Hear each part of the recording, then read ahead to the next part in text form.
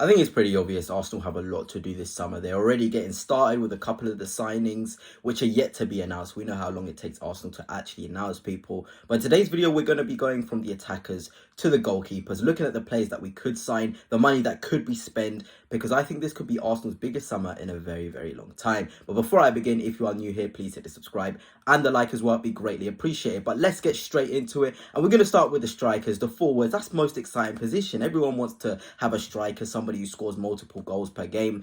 And Arsenal is certainly active in this sort of area of the team. We've already got Havertz and Jesus. Obviously, Jesus is injured for quite a long time. So we need that extra striker to share the load with Kai Havertz. Sesko, Gyökeres, the debate has been going on for a very long time. But I think Arsenal have finally settled on Benjamin Sesko, who I'm very, very excited about. I think he's going to be a super talent. And I've expressed this many times on my Twitter. If you've actually come from my Twitter, let me know down below in the comments. I'm always interested to know. But yeah, Bild came out to say just 2 days ago that RB Leipzig have actually lowered their price and are set to agree terms on a 60 million deal, which is more realistic and more better for us. Sesko obviously has a lot of qualities, but he's not the finished article. And I've always maintained if you can get Sesko for under 60 million, then go for it, because he has a lot of very, very good qualities, but nothing too much, because he's not at that level whereby he can sort of ask for that 80-90 million sort of fee. But you don't get Sesko now for 60 million, he'll never be 60 million again. And I actually did a thread on Twitter talking about Sesko. I don't want to go into too much detail about the players.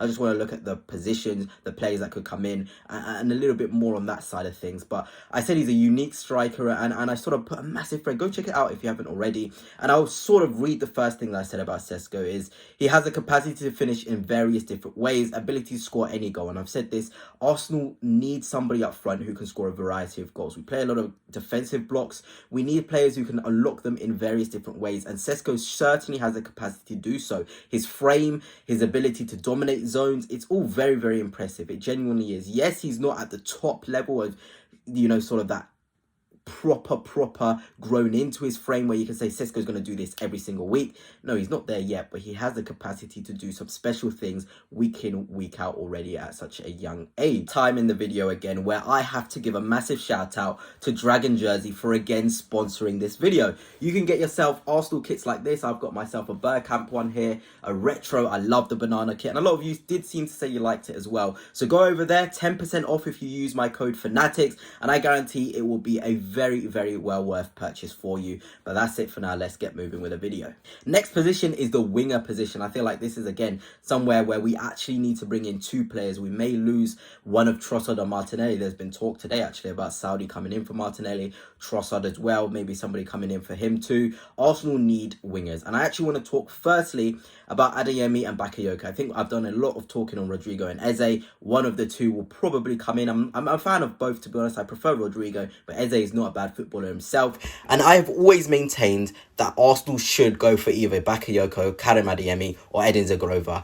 And Adeyemi is the most lucrative option for me. I think he's the one for Arsenal. I genuinely think he is. We need that transition threat, and we need somebody who can play across the front three so we can actually give them the minutes they deserve. Because when you're the extra attacker, you want to be playing as much games as possible. And I feel like with a Bakayoko, he can't play on the left to a great capacity like Adeyemi. He can't play up front to a capacity that Adeyemi can as well. So go for someone like Adeyemi, who is probably the most expensive one on this list, but he's well worth it. I think he's, like I've said on Twitter, he gives the runner profile. He can play across the front three, a hard worker, very busy. We need the Martinelli profile on the right, and Adeyemi brings that. He genuinely does, and I feel like he's the one, if you're Arsenal Football Club, that you go for to provide the Saka depth. I genuinely believe that would be such a smart thing for us to do, and I'd be so excited if we were able to bring in him alongside a Rodrigo and an Eze. And then if it's too much, sell a Martinelli, sell a Trossard, sell one of them. I prefer Trossard, but there is building blocks there for Arsenal to head into a season with a multitude of different profiles and players who can come into different game states and make an impact. And that's very, very positive for Arsenal Football Club to have a variety of ways to beat teams. But let's get on to the midfielders. There's been a massive revamp here. You've got attacking midfielders mixed with defensive midfielders. Obviously, Marino, Rice, Zubamendi and Norgard.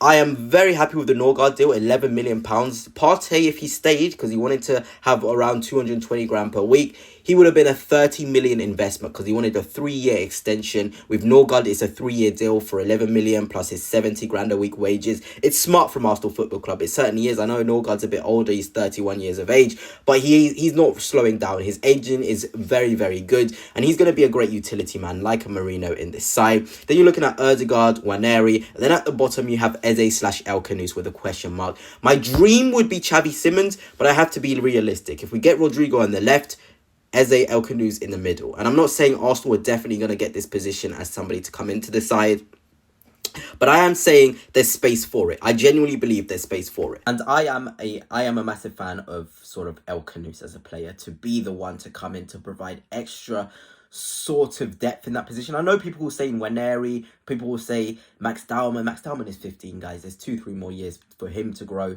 Waneri as well, he's still young himself, 18. He'll get a lot of minutes too. I feel like having somebody who's ready to start physically and is adapted to a whole season of playing regularly in the Premier League, like an Eze and El-Khanous, would be very good. And today I actually said I highly recommend him for Newcastle, but also Arsenal as a Project 10 player to come in, share the load with Ødegaard, who I genuinely do think we will see the sale of him in the next 2 seasons. I feel like he's a high value asset that we could sell. He's not the volume creator we need, and I feel like with Zubimendi coming in, who's a master of the first and second phases, Ødegaard would only have to be a third phase player in the attacking third, and he's not the best creator, he's not the best volume creator, and that's okay. He's just not that sort of player, but we need somebody to be that sort of player. And obviously there has been discussions already with El-Khanous as a potential offer. 25 million is an absolute bargain. I like the player, I genuinely do. But let's now move on to the fullback area, and I feel like we could see quite a sort of interesting move happen. Timber, White, Lewis Skelly, Calafiori and Jorel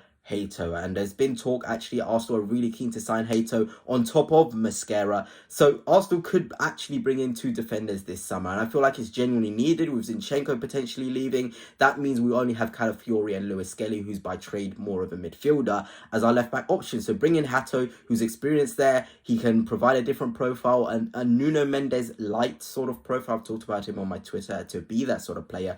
But Hato coming in, I think, is very necessary on the left-back position. And already you can tell this is a lot of money. I'm probably going well over 300 million, but this is based on rumours, based on the links, and it's got the realism to it. So you can't even say, no, this isn't going to happen. Arsenal have been having discussions with the players that I've talked about, and it could be a mega summer, like the title suggests, like the thumbnail suggests. But let's now move on to the centre-back position, whereby we have Tomiyasu Saliba, Mosquera for 18 million, Gabriel and Kivior. Very, very strong set of centre-halves. People will argue there's maybe too many in there, then sell a Kivior. Then it makes sense, and Calafiori can be the backup for the sort of left-back. There's a lot that can happen for Arsenal to have really good depth. I'm so happy with Mosquera coming in. We had our first bid rejected the other day, but we're ready to make another 18 million offer. So I think that will be enough to get him in through the club. And he's great. He genuinely will be great behind Saliba. He's aggressive. I like the way he attacks the game. He has the physical fundamentals of a Rudiger to really thrive. A great ground ruler.